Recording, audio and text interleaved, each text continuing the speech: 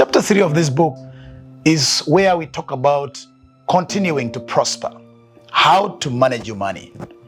For many people, making money is not the problem. Managing money is the biggest problem. If I may ask a simple question, if you work for the last 10 years or 5 years or 15 years, have you sat down to calculate how much money you have made or received over the years? The day I sat down and estimated how much money I had made, I was so ashamed. And that's the day I made the change to manage my money differently. Because it's not so much how much money you make, it's how you manage that money.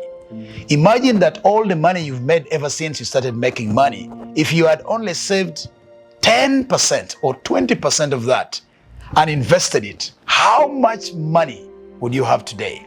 So chapter 3 is about managing your money effectively, deciding the proportion of your money that is going to generosity, whether you're giving that to God and to people, but that's a proportion of money that goes to generosity, and to stick to that commitment that you've made.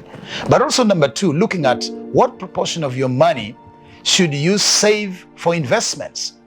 If you are saving less than 10% of your incomes for investments, then you need to increase that to maybe 15 or 20, so that, because the real money that really belongs to you is that 20% you've saved for investment.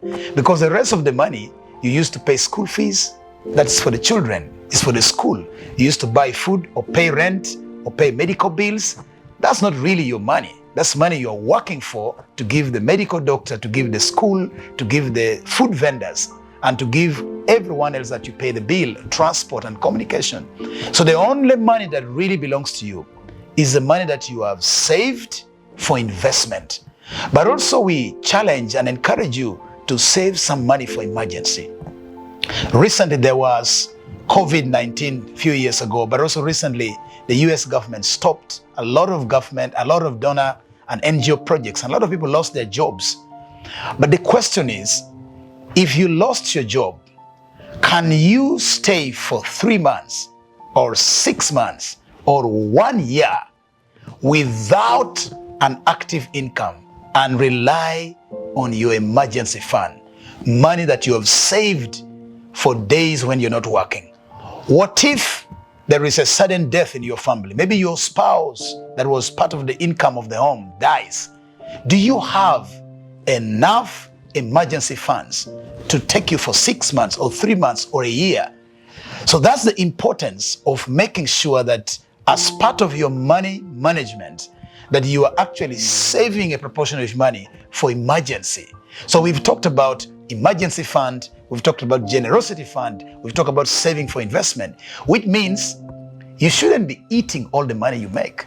And if you are consuming more than 50% of your income, then you are eating into your future and to your financial freedom.